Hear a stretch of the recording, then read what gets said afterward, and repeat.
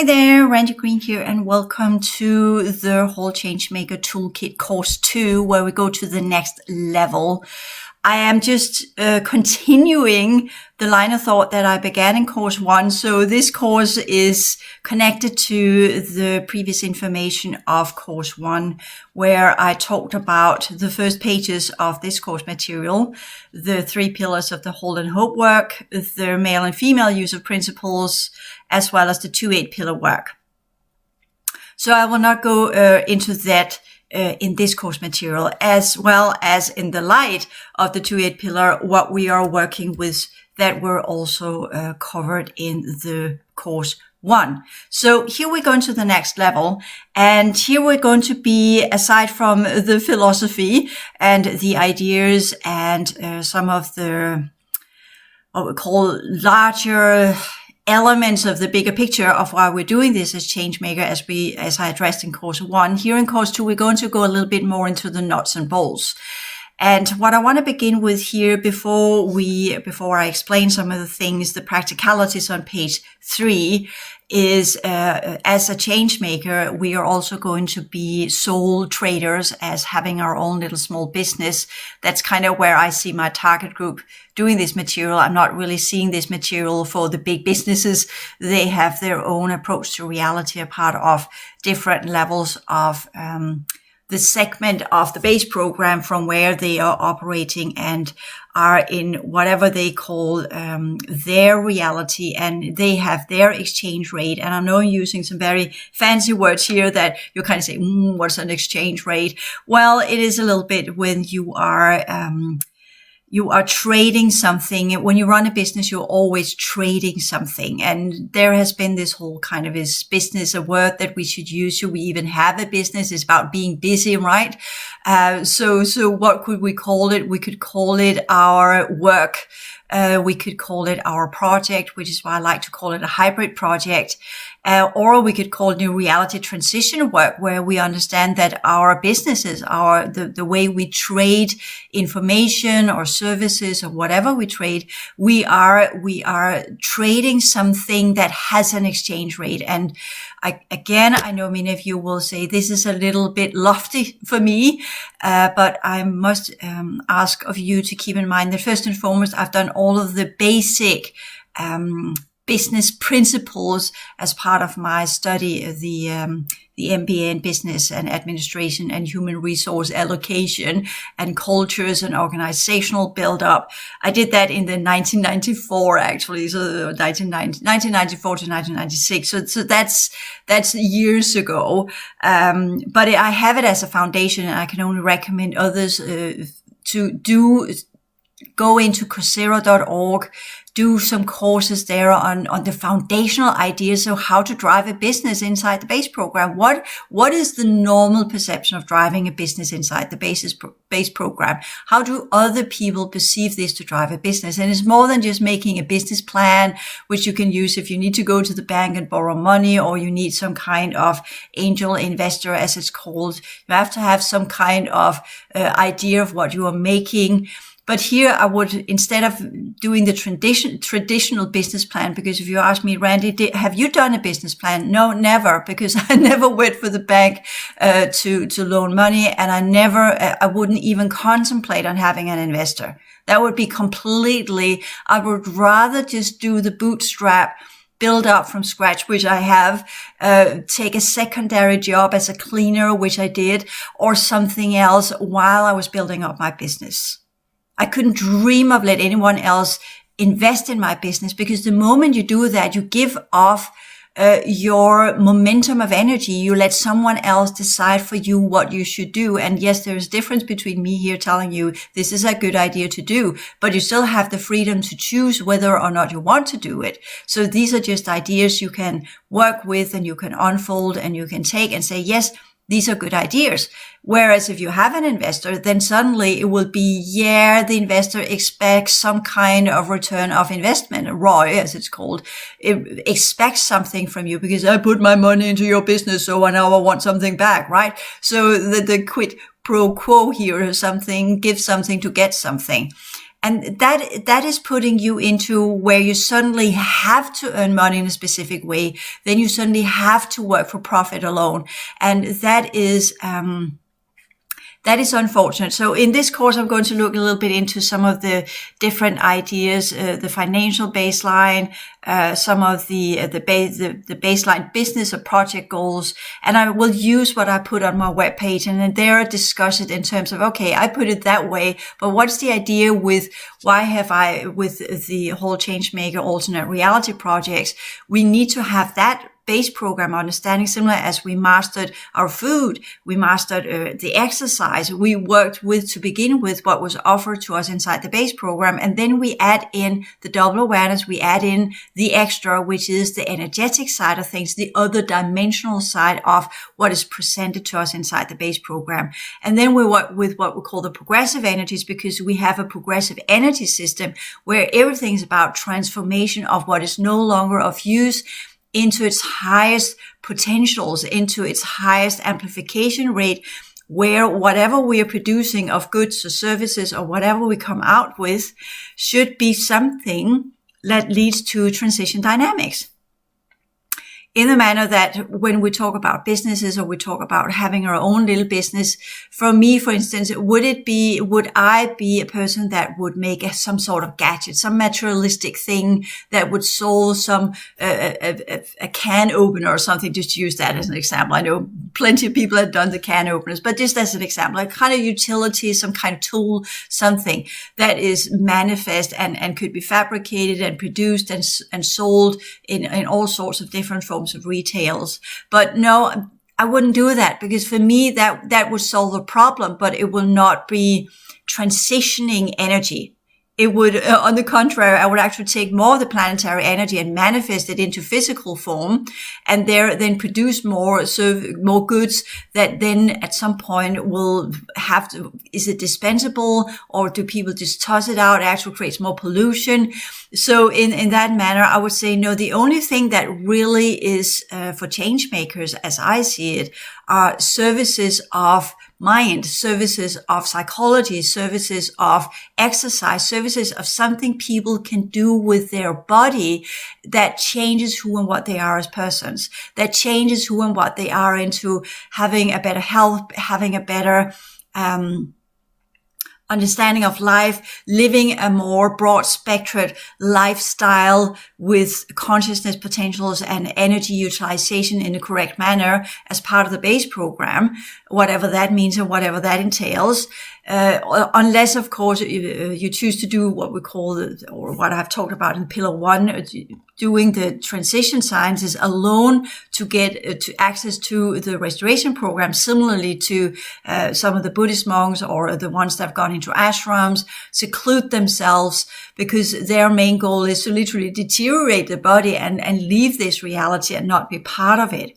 But as change makers, we're taking all of that understanding and say, yeah, that's one way to put it, as if many of you heard me mention many times before. In the Bailey material, it's actually said under the, I think it's esoteric astrology, actually under the sign of Capricorn, where Capricorn it's actually the sign of the discipleship. But the disciple climbs up the mountains of initiations and come to the top of the mountain where the disciple can see the pain of the world, can see everything that's going on in the world. And the gate is right there, and the disciple can leave this reality because he or she has crawled the way up, done all of the initiations, and are then ready to go. And then the disciple that chooses to work with the world in that school, you see the whole idea with the Bailey material is that you take these initiations so that you can choose which school do you want to continue within without dying actually, but having that what we call sporadic energetic death, where you shed off the old shells of who you used to be inside the different levels of reality. That's what the initiations are. And then you lift into a higher potentiality, you lift into a higher aspect of self, where you then begin to work with reality with that new understanding of who and what you are, what your energies can do, and how you can transform energy inside the reality. And there you then go down the hill, down the mountain, and you choose your specific work area where you take all of that power, all of that mastery of energy and consciousness and put it into projects that will change the world. These are the schools.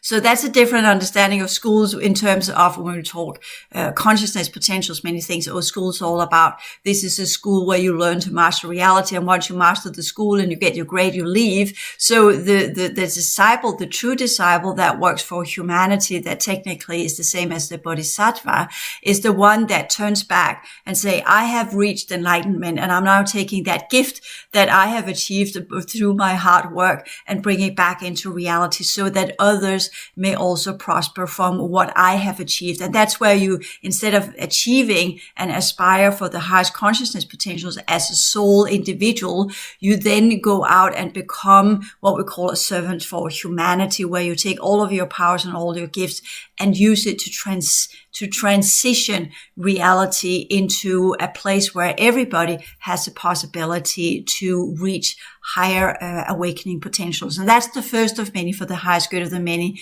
in the context of the Bailey material. So it's been said many different times, in many different ages, through many different teaching systems. It's not specific for the Bailey material. I'm just using it there. Including a little bit of Bodhisattva, Tibetan Buddhism, what have we. Not that I want to go down that path, because, my take on that one is that yes, just because things have been there for a very long time does not actually mean that it works, and means that it's for us to use today. On the contrary, I would like us as change makers to really come up with new ideas of what does it mean to be human. And at the same time, we're also having this lurking in the background transition, the great transition that we are not alone in the universe, and what are the next steps into an expanded awareness in an expanded universal setting, which, I work with the higher order systemic energetic awareness. So we have these two aspects of it as change makers, where we understand we need to change the world as it is, because otherwise there won't be any future humanity.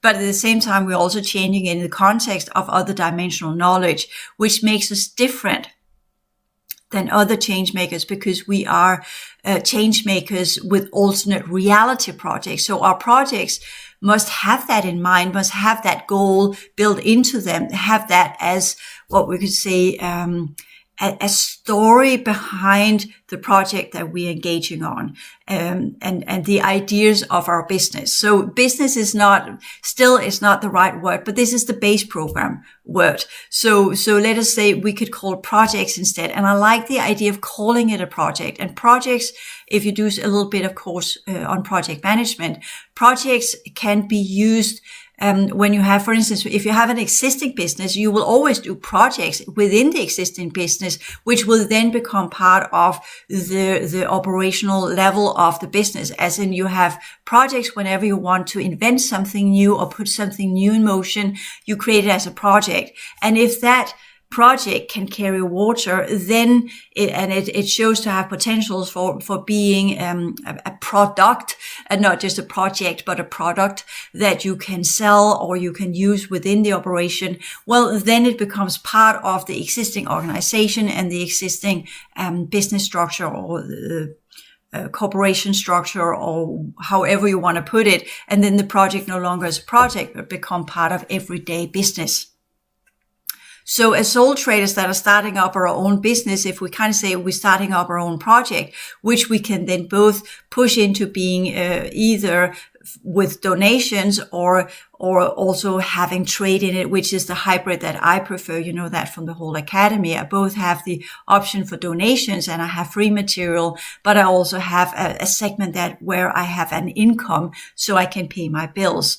And we're going to work a little bit more with that in the text material, where I will go more in details with these aspects of driving a project into a business. So that's how I would put it. As if you look at whatever you're coming up with, see it as a kind of a project of innovation, a project of transitioning energy, a project of looking at the world and say, how can I make this world better? And from my angle, and many others, the first step of change is awareness, the awareness of something. That is, you learn to focus on something. You learn to process information on something that teaches you something, that expands your perception of what reality is and what's going on. And that, I will talk a little bit about that in some of the more nuts and bolts segments of this course material. Well, what does it mean to research then? What's the goal of researching? What are we to derive from it? Are we to become little schooled parrots that they're just reciting the information and taking others and make it our information? Or are we taking it as this kind of opposition where we can transform energy? And I will, of course, say the latter. If we do study something else, we use the opposition dynamics so that we look at it and say, this is how it's done in the base program. Well, what is my angle on it? What can I offer here? What can I add in that is specifically mine? And in that one, I remember when I began my business, and as a psychotherapist, having one of my co-students from the Psychological Institute, where I was taking my professional education as a psychotherapist, and we're talking about. I said, well, there are so many people out there. They already said this or that or whatever. Just look at the internet. Everybody's saying the same thing, using the same words.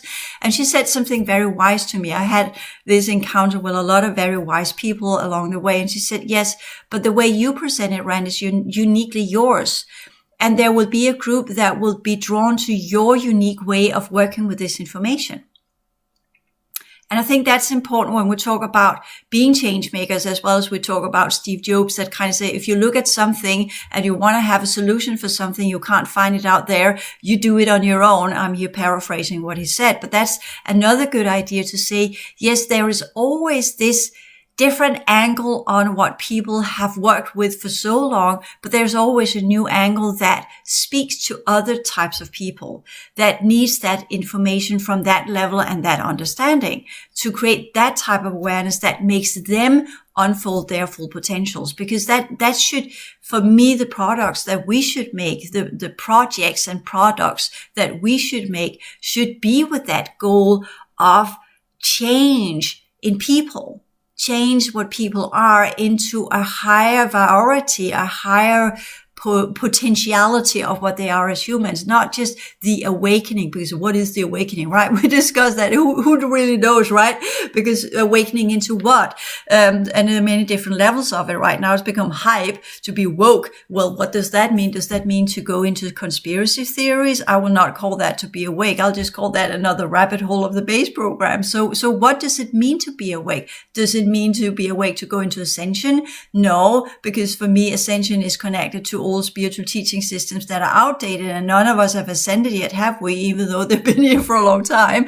So going on with that one, and technically ascension is the initiation. If you look through the different levels of the base program, I've done these gate systems because they are actually there, and you do get lifted into higher levels of awareness where you use and work the different practices as a practitioner within what we call expanded awareness or expanded perception or expanded consciousness potentials that are being integrated into your base program physicality. And with that expansion, we're not inside this program becoming light beings, because that's not really possible. But we do become these huge transistors or these generators of enormous amount of energy that can drive change. And that's what we do as change makers. We create a very, very strong energy system so we can drive change. And one of these things that we do when we drive change is to trust in ourselves, to have that foundational belief in that our product, I'm going to do product and project, so that becomes a project. I was saying it kind of merge these things together.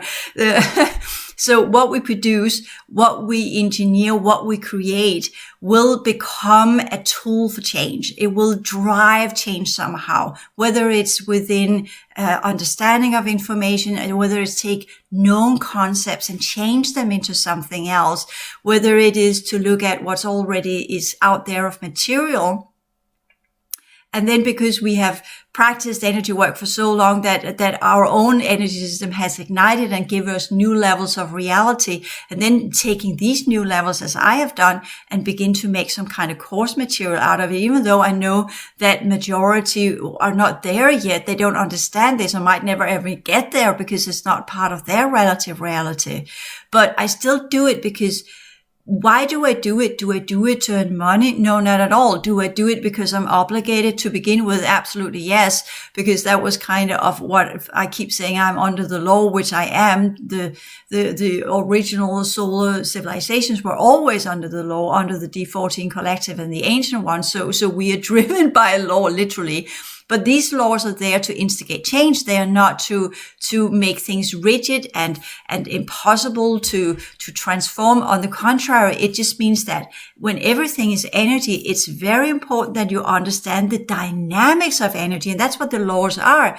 If as in kind of the law of reciprocity, right? Or the cause and effect, or what have you, which again, when we talk cause and effect, people think that's linear. Well, it's not. It's actually within a pattern. That's why it sometimes takes time before karma kicks in, because you need to build the whole pattern of what you're actually doing. And once that has solidified into a pattern of change, then quote unquote, the result comes of it, which is called karma. So that is the end result of what you have created. That's what karma is. And then sometimes we say it kicks us in the butt because we created something that was not what we wanted to create, but it came to be that way because we're using the wrong type of energy. And then we have to clear that up. And then we are in the mix of what we have created, entangled into our own web of distortion, which is what people see as negative karma. But there can also be positive karma as a positive outcome of what we have created if we use the tools correctly. And that all goes with, we could say, is the intention of wanting to do good. That is definitely part of it. But what is good and what is intention and what does it mean to focus our attention on something so that we create a specific pattern? Isn't it better, as I talked about other places as well, when I worked as a healer, did I have the idea or the intention of what I wanted to do with the client could come and say, oh, I want to get rid of this ailment. And first and foremost, I was not a physical healer. I made that very clear on my website. I heal psychological issues. I work as a psychotherapist. I'm adding in healing to clear psychological patterns from after conversation and done the normal, quote unquote, psychological or psychotherapeutic discourse or conversations and techniques that are part of that, and healed via communication, healed via containing the pain of the client, pain with the client, go through the history as part of the client's memory base, looking into these, understanding these, interpreting them in a new light, reframing them, working with the psychological issues from that level of psychotherapy that is called existential psychotherapy, which I'm schooled within, but then adding in my understanding of the client, being a clairvoyant at the same time and feeling with the client. And that's not compassion, but feeling with. So we shared the pain. So I was there in the client's realm of pain, of experience, and seeing it as the client went into often did a little bit of regression, going back to earlier stages of mind and earlier stages of personality, becoming the infant or becoming the little child or the toddler or whatever. And they're interacting as the pseudo mother, the pseudo sister, the pseudo caretaker, or the one that goes in and nurtures and contain and holds the energy so that the client could heal. And all of these techniques that you can use as an energetic psychotherapist, which are where I was working with energy while I was doing psychotherapy. I was using the typical techniques, but expanded them with clairvoyance and energy containment, which many psychotherapists and psychologists do without knowing it. Actually, they don't know that that's what they actually do. They're working with energy when they're working as a therapist. But as a healer, you're also working with energy. And if we want to put the client on the table and we were there I put the hands on, then to clear that pattern, I quickly discovered that, well, the pattern in itself had almost absolved itself, to use that word, absolved. It had almost redeemed itself in the conversation and the already work we had done using our voices and using an intention and attention to the issue at hand. But when I was working in a healer, then the whole energy system began to unravel the past life, unravel what was behind into this is why this is experienced in this life, this is why this pain is in this life because of past lives, or going all the way back into the root of, for instance, being enslaved or taken captured in other systems, other dimensions and other reality fields. So going all the way back to the root of the current issue, showing me that a psychological issue is a whole spectrum of lives going beyond this reality field into other reality fields. And if you ask me, would I love to work with that again? Well, I would say I definitely enjoyed it at the time, but as things are now, I think there are other challenges that we also must work with. Anyways, I'm not ruling it out. I'm just saying that carrying that enormous amount of pain from others has its potentials, and it is healing, and it is a profound work to do. And I've been grateful for the opportunity to do so. But I must also say that it wore me out. It burned me out, because you can only contain so much pain of others. You can't do 4 or 5 or 6 sessions per day with that enormous amount of carrying of energy and sharing space and sharing history, looking into all of these realities, which is why I've taken all of that information and put it into another aspect of information that can be used to drive transition, using it as general sciences or course material. And there are more to the whole psychological structure that I have barely unraveled yet, which could be made into different types of course material. But the first important thing for me were to work with the progression sciences, because without that foundation, it's difficult to really lift the psychological work to its next level, similar to the whole base program work and the whole base program business and the whole base program exercise. So this is where we as change makers, we look at we know this huge project that we want to unfold, but which step is the first to take? Which is the most pressing part of the project that needs to be created first? That's why it's good to work in pillars and understand that a project will unfold in other levels of itself if you work with it correctly. So that's kind of the litmus test of your project, at that if it grows into more projects, well, then you have got some good solid material to work with. But if it kind of fizzles out and ends, the flow ends quickly, well, then that's because the exchange rate or the transition rate of it is low, and thereby perhaps you should find something that has more potentials for greater change, because this is about circulating energy. The more you circulate of energy, the larger the chances of it to become something that will manifest out there that will actually ensure a type of income. So if you can have the greatest idea ever, but if nobody is buying into it, so to speak, if it doesn't mean anything to anyone, no matter how much you market it or you put out ads or you do all sorts of stuff, if it doesn't speak to people, your product could be as good as anything, but it's not good because nobody's buying it, right? So thereby, or nobody's engaging themselves in it. If you choose to do something per donation alone, nobody's engaging in it. You put all these fancy videos out on YouTube and nobody's listening, nobody's subscribing, these kind of things. Not that we are to hunt for subscribers or to hunt for buyers or begin that idea of target groups, which of course is marketing lingo.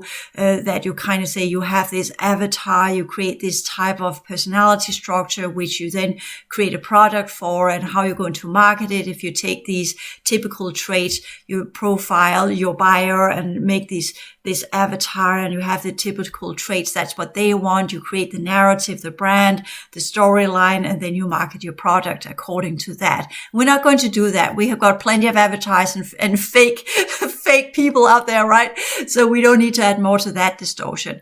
So for me, it's not about creating products for people. It's about creating a product that you feel is something that will drive change. You, as I do, I work with something that I feel is the way things should be. And then I make it to the highest purity rate, the highest standards, the highest progression rate of what I can muster as who and what I am. And I grow in the process of making my product. I grow in the process of my project.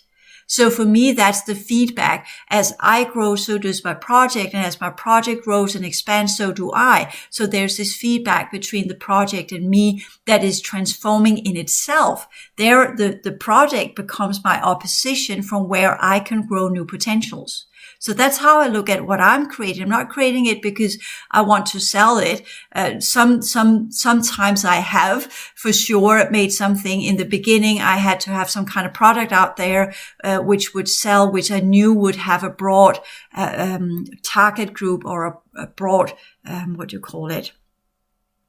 base of consumers. I forgot the word I was, audience. That was the word I was looking for. So, and all of that is now given out for free because I knew that was just the startup material. That was just seeding it in and then at the same time bridging into already existing ideas out there that were already prominently shared around YouTube at the time when I began 2013 in the stellar activation cycle, and then literally just tapping into the existing thought forms and then working my way out of it, as we're doing with the base program.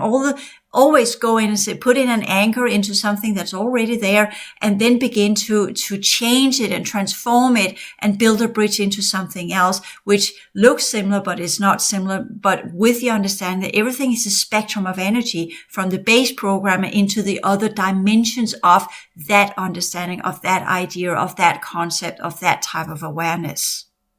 And at the end of the day, working with matter, working with reality must be, as progressive humans in the hope work, higher order progressive energy work, must always lead to transformation. It must always lead to some kind of highest good of the many. And what are the many? Well, when we work with the base program, then the many are the other people. Then that's the humans.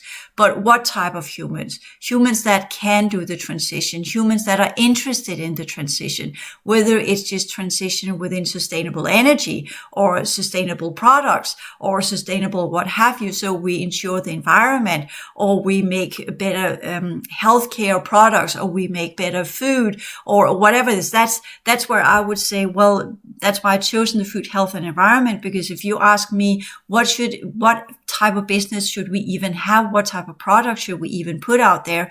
They should all be focused on something that makes life better for humans. And do we get a better life because we can choose between 5 different types of t-shirts within the same kind of brand that pumps out new collections every year that is called fashion? Not at all. That is just distortion and polluting and draining our environment of all sorts of natural resources. So for me, it would be more as in, if you ask me in the future societies, will they be more technological? No, I actually think that they will go the other way. They will become more simple. The use of technology will become less and less. It will be put into to run the great segments of reality, as we're seeing in the future technologies that were already there. That's where we, for instance, have the reality technologies, or we have the program technologies that drives the reality. But the individual people, they live in smaller communities. They live in what we would call, especially after the timeline event, where that became possible as we understand of nature, in small collectives. Even though they had this enormously advanced technology, there was no use for it. It's if you were just to not that it were at the time, but I'm using this as an example so you understand it, because at the time we still had access to the other dimensions. So we were not doing pottery as we would do it today. We're working with matter, the solidified energy, in a different manner, using consciousness to do so. So that was something else. But if we were to say today, where everything is so dense and so solidified in a negative way, crystallized in a negative way, where the material of our reality has now become so solidified that it scatters. That's what most we have when things fall to the floor, it breaks. Where you have a higher viability rate, things doesn't break. They fall and they transform. So there's a huge difference there. But in the work with reality, it must then be, because of that, we could say, well, if you are making pottery, I have actually, when I was younger, I was doing a lot of pottery. I loved working with clay. I got sculptures. I got pots. I made myself and all that. I loved working with my hands, which is a little artist hidden in me. But it at some point it came to the conclusion, because it was just too unflexible. Yes, I could make that. Yes, I could envision this, and I made it. And I made a face that I kind of modeled up that were a previous incarnation of a male that I remember from one of the early civilizations on our planet. I have that face standing in my living room. I made it when I was 14. And after I made that one, I was just emptied out. I had just mastered that material. I had taken that material and actually made a face out of it that was similar to the time where the solidification enabled clay to come to life. So that was the ring that had been completed there. And then I just completely lost interest in pottery.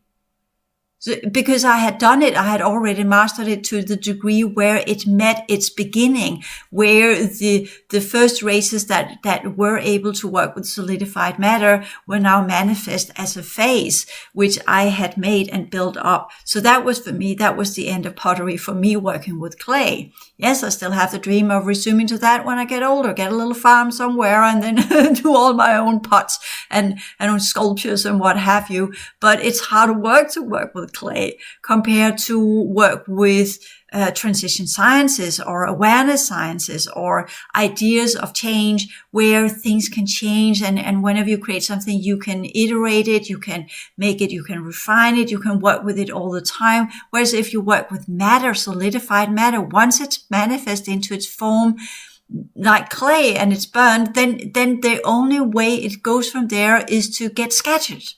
Because it has reached its end potentials. It has become even more solidified, like metal or plastic or what have you. And that's why it's polluting so much. So for me, these are not the materials we should work with. We should work with materials that can change, that can undergo transition from one state into another. And whether that is our emotional field as a psychologist, or it's our bio field, or it's our mental field, or it's concepts or ideas or ways of being human or ways to drive society. So in the end, when we talk about environment, it's just as much the understanding that the environment is an extension of our energy field. So the erratic weather is definitely influencing the human resonance, or the human resonance is being influenced by our erratic behavior that creates erratic weather. It's not just because of the magnetic field of the planet that's changing. That's changing because the overall construction is changing. But it affects humans because we are made of energies that are connected to the magnetic field. And by that, we're also influencing the magnetic field. And all of these considerations that must be taken into, must be factored in when we talk about what is our project, what is the goal with our project, and what do we want to achieve with our project. So I think that's more important to ask these questions than going out saying, what's the target group from where I can profile my product and then have an income. So that's the wrong way around it. The other way around should be, I create something that can serve as a tool to create a better world.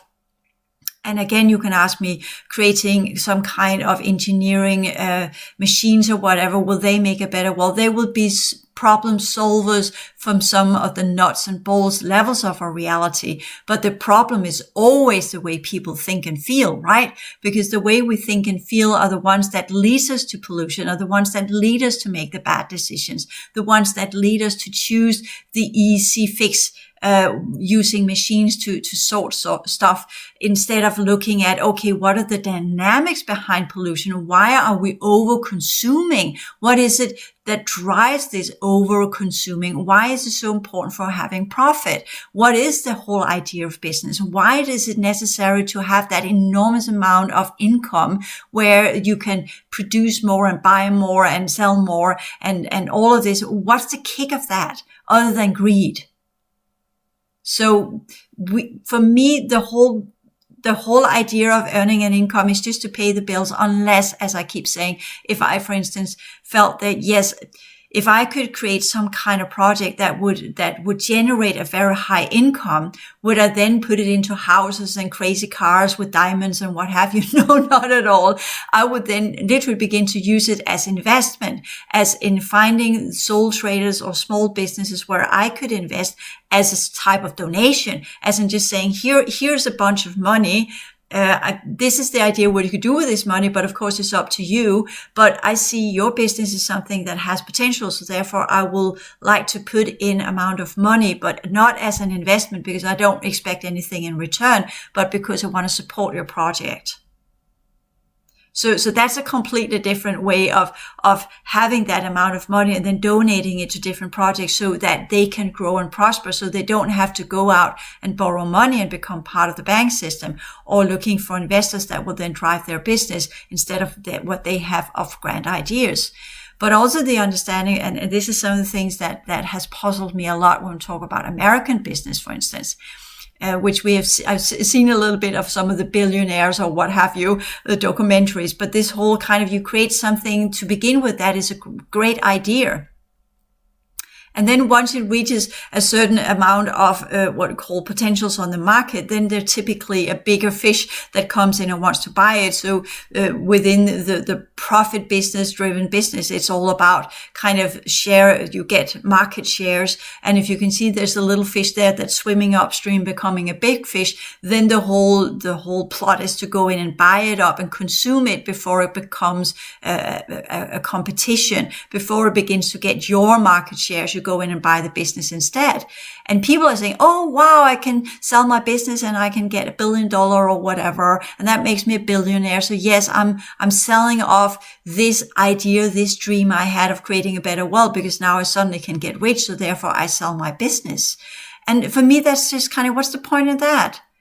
Because if the dream was to earn a lot of money, yes, then you make these startups, which you then trade, and you make another startup and you trade, so that you kind of have that as a business, that you create startups, which you trade, then that's your business.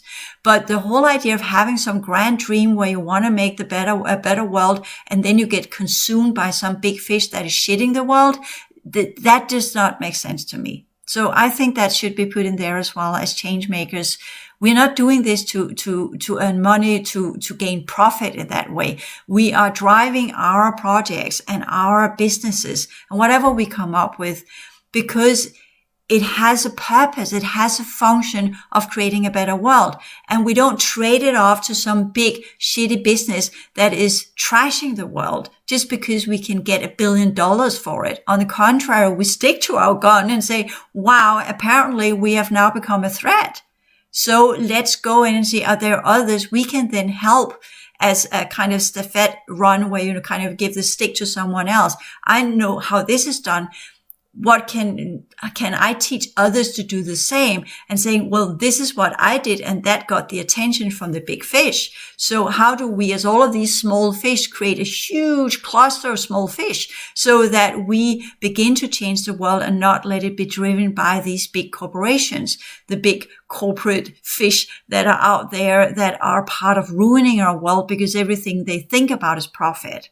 So that should also be in our mindset when we do the SWOT analysis, the strengths, the weaknesses, the opportunities, and the threats, that we have the big fish out there, the big businesses that are driving our world and its resources to the brink of completely annihilation. So we should also have that in mind when we are thinking about many males have a tendency to go into the nuts and bolts and create gadgets. Well, is that the right approach? Or is it just more noise, more pollution, more stuff that needs to be broken before it ceases to exist? And by that, are gathering more garbage in the graveyards of all sorts of things that have been created and produced that nobody longer is using. or as females more going into healer and food and health and these kind of things. What could be the new approach there that kind of goes in and do something else than what's already been offered? So we have a lot of thought processes to go through before we can begin our project. And that's why I always recommend kind of, well, see if you can get your foundation in order somehow, somewhere. Some of you have been on social income for a while, and that would be the opportune moment to begin to create your own business as the idea, as the skeleton, the architecture of it, and then get perhaps a part-time job or something where you have that income so you can pay your bills, and then take the time and focus on how do I then create my project or my business? I now have what I need to pay my bills, so I can focus on the other side. And I'm telling you, doing this, both being in the helicopter of innovative ideas and at the same time doing a base program job, that's difficult.